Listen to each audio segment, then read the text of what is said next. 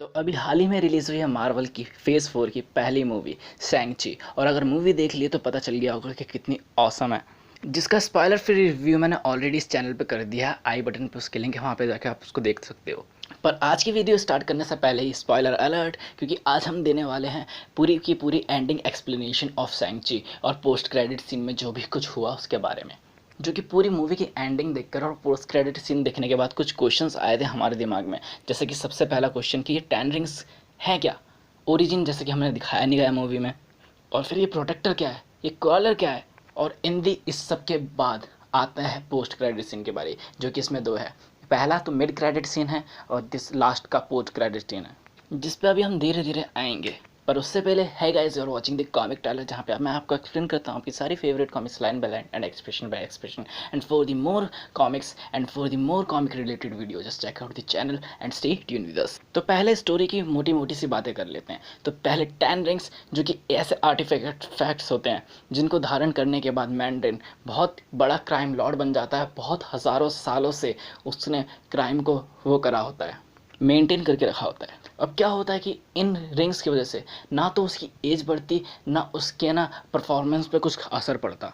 फिर ये एक टालोलांग पे जगह पे जाता है, बट वहाँ पे जाके एक लड़की इसको रोक लेती है, जिससे उसकी अच्छी खासी फाइट होती है, जिसमें वो उसको एकदम बच्चों की तरह हरा देती है। फिर आगे जाके ये उससे शादी कर लेता है। फिर ये रिंग्स वगैरह उतार के एकदम अच्छी खासी ज़िंदगी जीने लगता है, क्योंकि इसके बेटे भी हो जाते हैं जो कि हमारी सैंग-ची और उसकी बहन है।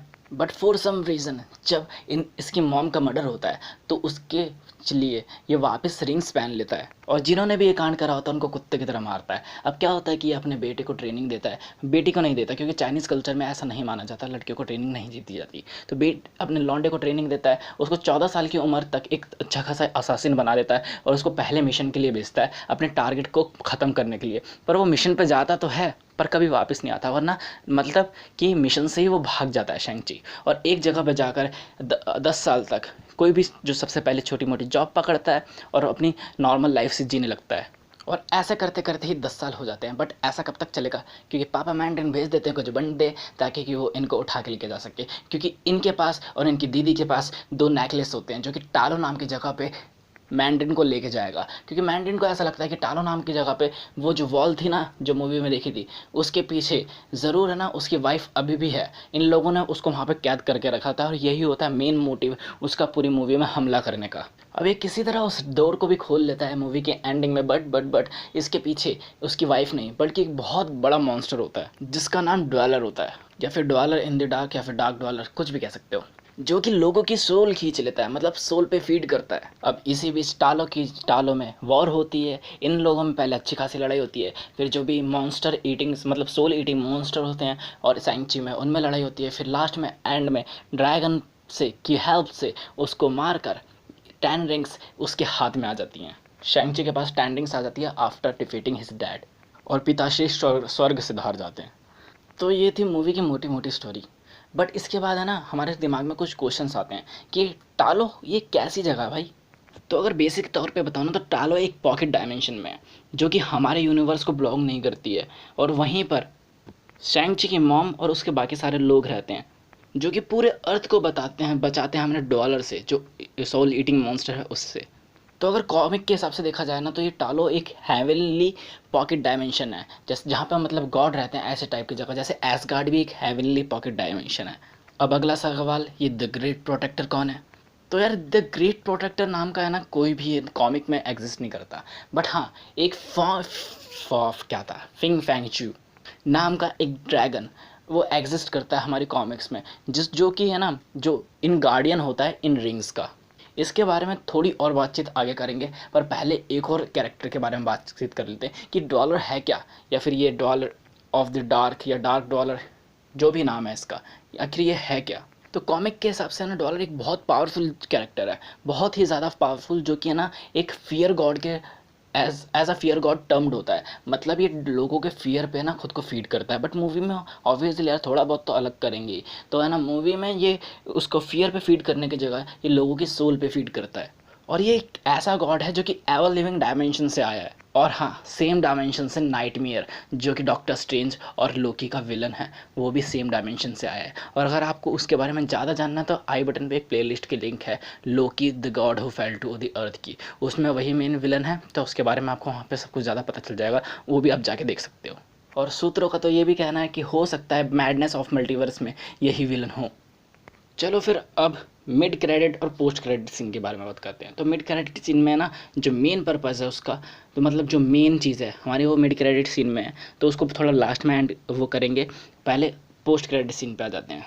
तो हम देख सकते हैं कि जो सैंची की सिस्टर है वो उसके फादर के बेस पर है, जो वही बेस जहाँ पे 10 रिंग्स के सोल्जर ट्रेन होते हैं। अब वही लेज़र हैंड वाला बंदा उसको बुलाता है और वो जाती है और वहाँ पे जो तख्त होता है उस पर बैठ जाती है। मतलब अब इसने कनकर कर लिया है 10 रिंग्स को, मतलब अब ये सरदार है 10 रिंग्स की। अब यहाँ पे एक बड़ा क्वेश्चन आता है कि ये सब हुआ क्या, इसने उसको ख़त्म क्यों नहीं कर दिया।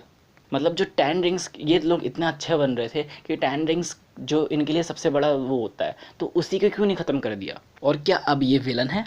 तो अगर आपने मूवी को ध्यान से सुना हो तो जब ये लोग इसको वापस लेके आते हैं ना यहाँ पर, मतलब कि जो सैंची और उसके सिस्टर को उसका डैड वापस लेके आते हैं, तो इसमें एक बात कही थी कि अगर इसके डैड इसको इसके एम्पायर में नहीं लेंगे तो ये खुद का अपना एम्पायर बिल्ड करेगी। मतलब हमको वही पता चल गया कि इसमें भी वही कीड़ा है जो लोकी में है। तो जहाँ तक मेरे हिसाब से देखा जाए तो यार इसको अच्छा कैरेक्टर ही दिखाया गया था, तो हो सकता है इस पे कंकर करने के बाद 10 रिंग्स को ये थोड़ा बुरे काम के लिए थोड़ा अच्छे काम के लिए पॉडकास्ट वगैरह करेगी। जैसे कि हो सकता है may be kind of anti hero, जो पैसे लेकर जो बुरे बंदे हैं उनको ख़त्म करना।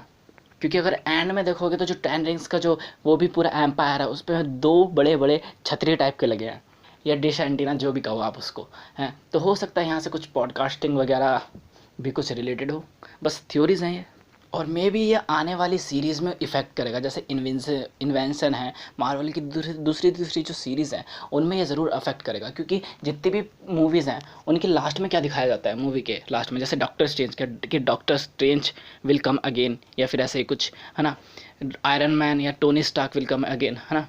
पर इस मूवी में दिखाया है 10 रिंग्स विल रिटर्न, यानी सैंची की अगली मूवी में फोकस करने से पहले ही हमें ना 10 रिंग्स के बारे में कुछ स्टेबलाइजेशन करेंगे, जो कि हो सकता है मूवीज़ में तो कम, शायद वेब सीरीज़ में ज़्यादा हमें फोकस करने को दिखे। और हाँ, साथ में हमको ये चीज़ भी पता चल चुकी है कि अब ये लोग लड़कियों को भी ट्रेन करते हैं यहाँ पे। जैसे कि मैंने अभी को पहले भी बताया कि इस चाइनीज़ कल्चर में लड़कियों को ट्रेन करना नहीं हो जाता। तो और मुझे कैसे पता चला, क्योंकि मैंने गलती से डिज्नी की मुलान मूवी देख ली थी। तो सही है सब कुछ। तो अब बात कर लेते हैं तो सबसे मेन टॉपिक है नाउ, मिड क्रेडिट सीन। अब ये लोग उसी बार में होते हैं मिड क्रेडिट सीन के जहाँ पर हमको हमारी स्टोरी स्टार्ट हुई थी, एकदम सेम उसी बार में। और ये लोग शायद डबल डेटिंग कर रहे होते हैं, तो सामने वाले जो कपल है उनको ये सारी स्टोरी सुनाते हैं कि क्या क्या हुआ। और ऑब्वियसली बात है यार, कोई यकीन तो करेगा है नहीं, बट अभी तभी अचानक से पोर्टल खुलता है एक उनके पीछे से, और वोंग आता है और उनको अपने साथ ले जाता है। नाउ अब हमें वहाँ पे देखने को मिलता है कि वोंग, ब्रूस बैनर और कैप्टन मार्वल इस चीज़ पे स्टडी कर रहे होते हैं। मतलब इन 10 रिंग्स पे उसी वे में स्टडी कर रहे होते हैं जैसे एवेंजर्स इन्फिनिटी वॉर में वो लोग टाइम स्टोन पे कर रहे होते हैं। अब यहाँ पे कैप्टन मार्वल का सीन है कि वो आती है, बातचीत करती है, उसको फ़ोन आता है और वो चले जाती है। और कहाँ जाती है इस बात का कुछ आइडिया नहीं है। हो सकता है ये हमारी मिस मार्वल मूवी में जा रही हो, या फिर मार्वल्स वाली मूवी में जा रही हो। अनलिमिटेड पॉसिबिलिटीज़ यार। अब यहाँ पे जो सबसे बड़ा सवाल जो कि हर फैन मार्वल से पूछ रहा है, भाई कम से कम 10 रिंग्स का ओरिजिन तो बताते। जैसे हर आर्टिफैक्ट का हमें ओरिजिन बताया जाता है, बट इस मूवी में 10 रिंग्स का कोई ओरिजिन नहीं बताया। बस स्टार्टिंग में हमें बताया जाता है कि इसको कहीं ये डूम में मिली थी मैंड्रिन को, और उसने फिर उस ली और अपने आप का जो अपना एम्पायर वो बिल्ड करना स्टार्ट कर दिया। अब वोंग इन लोगों को बताता है कि ये जो रिंग्स हैं वो कुछ एनर्जी सिग्नल्स भेज रही हैं, ऐसे एनर्जी सिग्नल्स जो किसी ना किसी को इनवाइट कर रहे हैं, अब किसी ना किसी को बुला रहे हैं। अब ब्रूस बैनर बोलता है ना तो ये वाइब्रेनियम है, ना ही थैनोस की कोई चित्तौरी आर्मी है, और ना ही ये कोई कॉस्मिक साउंड है, या फिर किसका कोई कॉस्मिक ओरिजिन है। तो आखिर ये चीज़ है क्या, और ये किस चीज़ के मैसेज भेज रही है।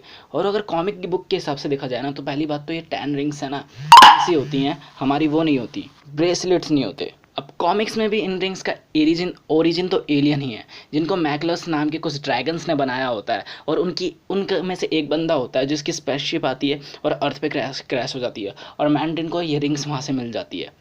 अब जैसे कि मैंने बताया कि मैलिकस स्पीसीज़ होती है ड्रैगन्स की, और इन्हीं ड्रैगन्स को बिलोंग करता है फिंग फैंग चू नाम का एक ड्रैगन, जो कि प्रोटेक्टर होता है, गार्डियन होता है इन रिंग्स का। मेरे ख्याल से ऐसा हो सकता है कि ये रिंग शायद उसको कुछ मैसेज भेज रही हूँ, और अगली मूवी में हो सकता है वो आए, कुछ तबाही वगैरह मचाए। पर यार सच कहूँ तो इसमें मज़ा नहीं आएगा, क्योंकि ये ऑलरेडी हम फर्स्ट पार्ट में देख चुके हैं।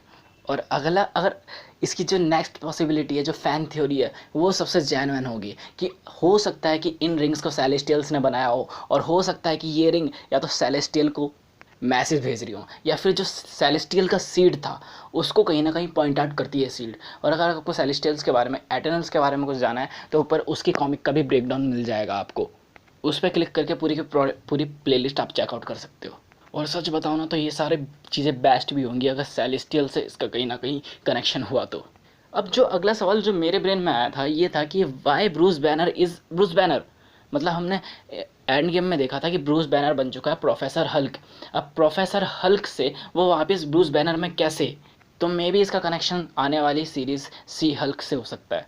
अब कॉमिक के हिसाब से देखा जाए तो भाई सी हल्क है ना, कज़न होती है हमारी ब्रूस बैनर की, और उसको कुछ गुंडे पेल देते हैं एक बार, हैं, तो उसकी ब्लड लॉस हो जाता है, और ज़रूरत से ज़्यादा ब्लड लॉस होने की वजह से वो बस मरने के कगार पे होती है। तभी एमरजेंसी में ब्रूस को अपना ब्लड देना होता है, और देखा जाए तो वो डायरेक्ट गामा रेडिएशन के वो उसमें चपेट में नहीं आई, वो ब्लड के थ्रू गामा रेडिएशन से इन्फेक्ट हुई है। तो उसका जो शी हल्क का ट्रांसफॉर्मेशन होता है ना, वो हल्क की तरह गुस्से वाला नहीं होता, थोड़ा कंट्रोमेशन होता है। और इसी बीच हल्क को भी, मतलब हमारे जो प्रोफेसर, मतलब जो भी है ब्रूस बैनर, उसको भी थोड़ी कमज़ोरी हो जाती है। और अगर हाँ ध्यान से इस फोटो को देखोगे तो, मतलब इस सीन को देखोगे तो, जो हमारे ब्रूस बैनर साहब हैं वो थोड़े बुढ़े से लग रहे हैं, मतलब कमज़ोर से लग रहे हैं, उनकी एज वेज ज़्यादा हो चुकी है। तो मे भी हो सकता है इसलिए कहीं ना कहीं क्लैश हो रहा हो, क्योंकि ब्रूस बैनर भी है शी हल्क सीरीज़ में। और अगर ध्यान से देखोगे इस पूरे सीन को तो उसके लेफ्ट हैंड पे, मतलब जो राइट हैंड है उसकी तो हालत बहुत ज़्यादा ख़राब हो चुकी है। तो इससे साफ पता चलता है ये एंड गेम के बाद वाला सीन है। तो लेफ्ट हैंड पे एक है ना, एक अजीब सा डिवाइस है, हो सकता है इस डिवाइस से भी कुछ रिलेशन हो हल्क का। तो हल्क के बारे में अभी बात हो गई। अब एक सीन और क्वेश्चन होता है मेरे दिमाग में कि ये वॉन्ग और अबोमिनेशन का क्या चक्कर है? क्योंकि अगर आपने ध्यान से सुना होगा तो जब ये पोर्टल बना के उसको वहाँ पे लेके जा रहा होता है, तो वो इससे बोलता है कि तुम्हें अपने हाथ है ना हमेशा ढीले रखने चाहिए, अपने हाथों में ताकत थोड़ी कम रखनी चाहिए। और इस हिसाब से पता चलता है कि वॉन्ग अबोमिनेशन को ट्रेनिंग दे रहा होता है। और अगर आप ध्यान से देखोगे तो है ना, जो भी पोर्टल के अंदर का सीन है ना, वो थोड़ा जेल टाइप का लग रहा है, जहाँ पे हो सकता है जो भी इतने सुपर विलन्स हो उनको वहाँ पे रखा जाता हो। तो अबोमिनेशन हो सकता है वहाँ पे हो, बट ये इसको ट्रेनिंग क्यों दे रहा है? हो सकता है ये भी हमें शी हल्क सीरीज़ में देखने को मिले। My father and the Ten Rings Army are going to destroy everything, burn it down. I must stop him. Hell yeah. थोड़ा सा हमारा एटर्नल पे फोकस करा, वरना मेन तो ज़्यादातर हमारा हल्क पे फोकस करेगा शी हल्क की सीरीज़ पे, और उस गेम के हिसाब से एक छोटा सा नार वाली की सीरीज़ पे भी असर डालेगा। तो यार बहुत ज़रूरी ज़्यादा ही बोल चुका हूँ। तो इसी Marvel Studios Shang-Chi and the Legend of the Ten Rings, rated PG-13. Get tickets now. My father and the Ten Rings Army are going to destroy everything, burn it down. I must stop him. Hell yeah. और जितने भी questions या experiences हैं आप सब comment में share कर सकते हो। और इससे रिलेटेड जो भी मैं चीज़ बोली आई बटन में लिंक किया होंगे, उनको भी आप एक बार जरूर जाकर My signal. उससे भी आपको सेटिस्फैक्शन। और इन लास्ट कॉमिक से related We make a good team. Marvel Studios Shang-Chi and the Legend of the Ten Rings, rated PG-13. Get tickets now. My father and the Ten Rings Army are going to destroy everything, burn it down. Subscribe कर लो। I must stop him. Hell yeah. Share करना बिल्कुल, जितने ज़्यादा लोग होंगे उतना ज़्यादा